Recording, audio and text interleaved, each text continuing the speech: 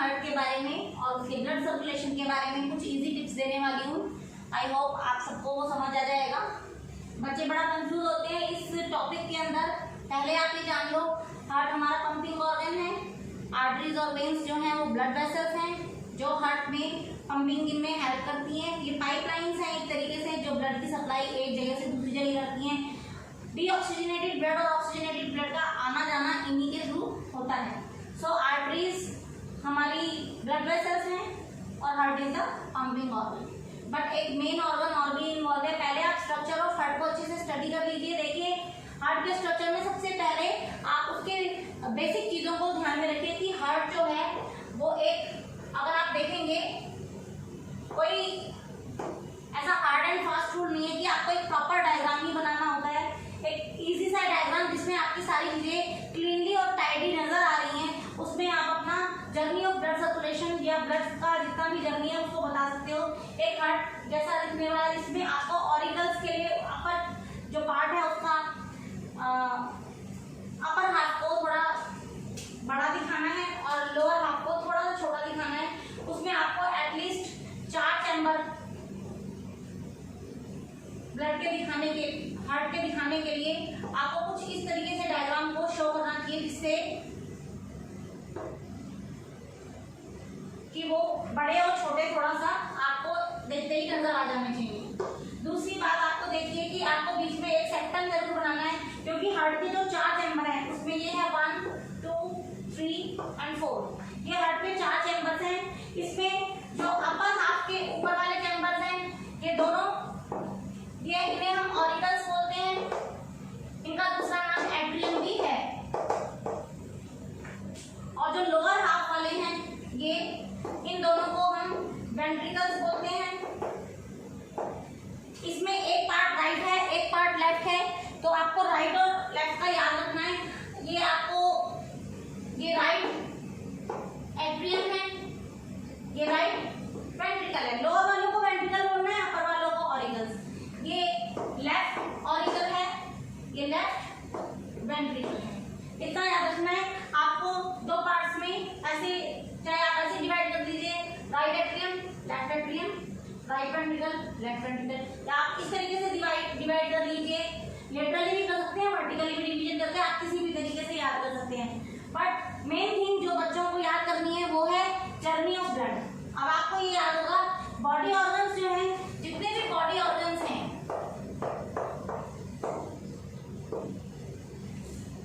Body organs अपना जो blood है उससे रेस्पिरेशन के थ्रू उसमें एक्सचेंज ऑफ गैसेस होता है। तो गैसेस एक्सचेंज होने का जो तरीका है वो ये है कि वो CO2 को एक्सपेल करते हैं और O2 को इनहेल कर लेते हैं। O2 से वो एब्जॉर्ब कर लेते हैं, उससे वो रेस्पिरेशन कर लेते हैं और फूड को जो है कंबशन हो जाता है। तो बॉडी ऑर्गन्स से जितना भी डीऑक्सीजनेटेड ब्लड है, यानी कि जिसमें अब ऑक्सीजन नहीं बची है, उसे ऑक्सीजन की रिक्वायरमेंट है, वो ब्लड बॉडी ऑर्गन्स से कलेक्ट होता हुआ,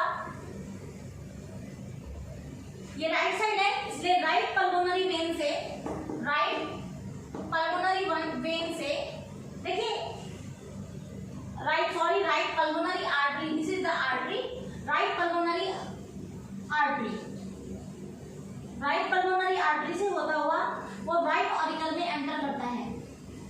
राइट पल्मोनरी आर्टरी से होता हुआ वो राइट ऑरिकल में एंटर करता है। क्योंकि पहले एक चीज को याद रखना, वैसे जो हमें सिखाया गया है नॉर्मली वो ये सिखाया गया है कि all the veins carry deoxygenated blood and all the arteries carry oxygenated blood.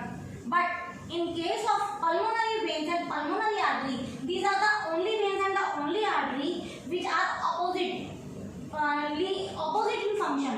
Like the pulmonary vein carries oxygenated blood instead of deoxygenated, and the pulmonary artery carries deoxygenated blood instead of oxygenated blood. So यहाँ पे आपको बिल्कुल confuse नहीं होना है कि हम यहाँ आर्टरी लिखेंगे या वेन लिखेंगे।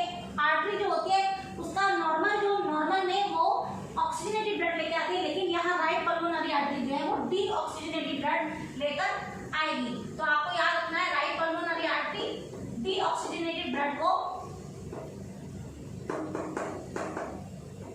बॉडी पार्ट से कैरी करेगी और उसको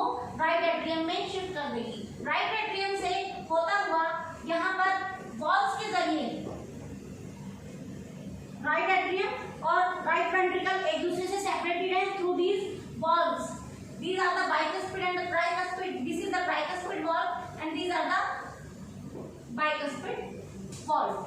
इनके थ्रू ऑरिकल और वेंट्रिकल्स आपस में एक दूसरे से सेपरेट रहते हैं. तो जब ये right pulmonary artery deoxygenated blood right auricle में लेकर आएगी, उसके बाद ये शिफ्ट होकर राइट वेंट्रिकल में चला जाएगा. राइट वेंट्रिकल में जाने के बाद अब आप ये देखिए, राइट वेंट्रिकल में जाने के बाद इसका बैक फ्लो नहीं होगा, क्योंकि यहाँ पर जो आर्टरीज हैं ये बहुत थिक वॉल्ड हैं और ये जो वॉल्व हैं ये इनका बैक फ्लो को रोकेंगी, क्योंकि इनका डिजाइन कुछ इस तरीके से है कि ये बैक फ्लो नहीं कर सकते हैं. सो ये यहाँ से जाने के बाद अब इस जर्नी को देखिए, आप यहाँ से एरो को इसी चैम्बर में ही घुमाना है और यहाँ पे एक आउटलेट दिया है इसका, उसके अंदर ये शिफ्ट होकर और इसका एक सिरा बाहर ओपन हो जाएगा जो कि लंग्स में चला जाएगा और ये लेफ्ट पल्मोनरी आर्टरी के थ्रू लंग्स में चला जाएगा. This is the left pulmonary artery. Right pulmonary artery से डीऑक्सीजनेटेड ब्लड ने बॉडी ऑर्गन से कलेक्ट होता हुआ एंटर किया है, राइट ऑरिकल से राइट वेंट्रिकल में गया है, राइट वेंट्रिकल से इस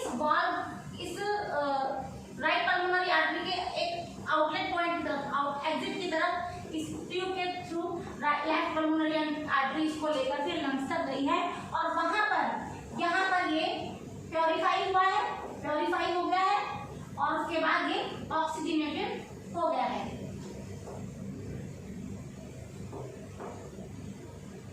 अब आप देखिए, ये जो ऑक्सीजनेटेड ब्लड है, अब ये ब्लड वापस से लंग्स में आना है, क्योंकि लंग्स ही इसको वापस बॉडी ऑर्गन के पास फिर से ट्रांसफर करेंगे. तो ये लंग्स से अब आएगा through the left pulmonary vein.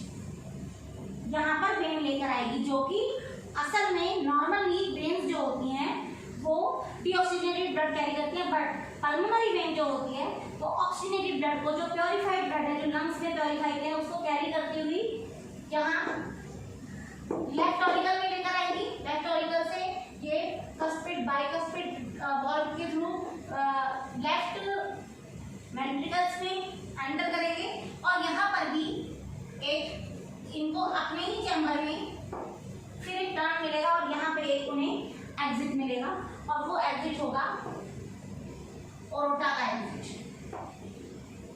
ये हमारी सबसे बड़ी आर्टरी होती है. ओरोटा सबसे बड़ी आर्टरी होती है जिसकी काफी सारे जिसके अंदर ओपनिंग्स होती है, क्योंकि इसको सारे बॉडी ऑर्गन्स तक ब्लड की सप्लाई देनी होती है. तो ये सबसे बड़ी आर्टरी है और इसके बाद इसकी डिस्ट्रीब्यूटरी आर्टरीज भी होंगी. तो दिस इज ओरोटा और ये ओरोटा जो है अब सारे बॉडी पार्ट्स तक ब्लड जो ऑक्सीजनेटेड ब्लड है उसकी सप्लाई को कर देगा. तो ये जो आपको जर्नी समझनी है, आप ये बात दोबारा से समझ लीजिए. Heart is a 4 chambered organ in which the upper half is the atrium and the lower half is the ventricle. Atrium and ventricles are separated by each other through a tricuspid and a bicuspid valve. और यहाँ पर ये याद रखना है कि इधर से राइट पल्मोनरी आर्टरी से डीऑक्सीजनेटेड ब्लड आकर लेफ्ट पल्मोनरी आर्टरी से लंग्स तक प्योरीफाई होने जाता है और लेफ्ट पल्मोनरी आर्टरी उसको प्योरीफाई करने के बाद लेफ्ट पल्मोनरी वेन उसको वापस लेकर आती है नॉर्थ पल्मोनरी आर्टरी, फिर वो लेकर आती है और उसके बाद ऑर्गा के थ्रू वो सारे बॉडी ऑर्गन्स तक सप्लाई हो जाता है. So this is the blood circulation in humans. तो आई होप आपको ये समझ आ गया होगा. तो इसके लिए एक सिंपल सा चार्ट मैं आपको और दे देती हूँ जिससे आपको और भी ज़्यादा क्लियर हो जाएगा.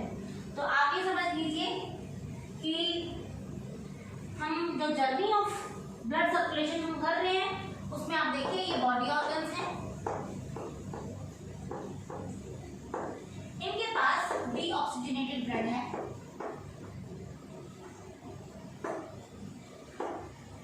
ये डीऑक्सीजनेटेड ब्लड पहले राइट एट्रियम में गया है, राइट एट्रियम से राइट वेंट्रिकल में गया है, राइट वेंट्रिकल से ये लंग्स के पास गया है।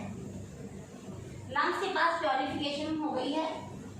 प्योरीफाई होने के बाद ये वापस से ऑरोटा के थ्रू बॉडी ऑर्गन्स के पास, वापस से ये लेफ्ट एट्रियम में आया है, लेफ्ट वेंट्रिकल में आया है, लेफ्ट वेंट्रिकल से ये फिर ऑरोटा के थ्रू बॉडी ऑर्गन्स में सप्लाई हो गया है। तो आप इसमें दो सर्कुलेशन देखेंगे। पहला सर्कुलेशन यहाँ से यहाँ तक का है, फर्स्ट सर्कुलेशन। ये डीऑक्सीजनेटेड ब्लड का सर्कुलेशन था और ये ऑक्सीजनेटेड ब्लड का सर्कुलेशन है। This is the second circulation. तो इस तरीके से आपको पता लग जाएगा कि ब्लड का जो है सर्कुलेशन ये दो बार हो रहा है। एक बार डीऑक्सीजनेटेड ब्लड प्योरीफाई हो जाता है और दूसरी बार जो प्योरीफाइड ब्लड है ऑक्सीजनेटेड ब्लड वो बॉडी ऑर्गन्स तक जाता है। तो इसीलिए ब्लड सर्कुलेशन इन हार्ट, इसे हम डबल सर्कुलेशन ऑफ ब्लड भी बोलते हैं। आपको इन एरोज के ऊपर लिख लेना चाहिए कि इस जर्नी में इनके पाइपलाइंस के नाम लिख लेना चाहिए। बॉडी ऑर्गन्स से कौन सी आर्टरी, यहाँ राइट पल्मोनरी आर्टरी, फिर उसके बाद आपको यहाँ पे राइट पल्मोनरी वेन ये लिखना है और उसके बाद यहाँ पे वॉल्व्स लिख सकते हैं। यहाँ बाइकस्पिड, ट्राइकस्पिड, जो जिस जहाँ ट्राइकस्पिड वॉल्व है आप इसे लिख ही लीजिए। यहाँ पे आप लिख दीजिए ये राइट पल्मोनरी वेन है और ये लेफ्ट पल्मोनरी वेन के थ्रू जाती है और यहाँ पे ट्राइकस्पिड वॉल्व के थ्रू ये दोनों राइट ऑरिकल और राइट वेंट्रिकल सेक्रेटेड है। लंग्स, उसके बाद पल्मोनरी वेन लेकर आ रही है ब्लड को। पल्मोनरी वेन ऑक्सीजनेटेड ब्लड ला रही है आपकी बात, ऑक्सीजनेटेड ब्लड लेकर आ रही है लेफ्ट एट्रियम में और लेफ्ट एट्रियम से लेफ्ट वेंट्रिकल में वो बाइकस्पिड वॉल्व के थ्रू सेपरेटेड है और उसके बाद वो ऑरोटा के थ्रू बॉडी पार्ट्स तक पहुंचता है। तो आप इस जर्नी को याद कर लीजिए। इसको आप जरूर इसके स्क्रीनशॉट्स ले लीजिए और आप इस वीडियो को बार बार देखिए, आपको ये बहुत अच्छे से याद होगा। बहुत इजी टॉपिक है लेकिन ये बच्चे इसमें कंफ्यूज हो जाते हैं, तो आज मैंने इसीलिए आपके लिए ये वीडियो बनाया। आई होप आपको जरूर समझ आया होगा। अगर आपको समझ आया है तो आप मुझे प्लीज कमेंट करके बताइए और अपने और भी कोई प्रॉब्लम्स हो तो मुझसे शेयर कीजिए। मैं आपके लिए जरूर कोई ना कोई अच्छी सी वीडियो बना के आपके लिए भेजूंगी short list. Okay, thank you.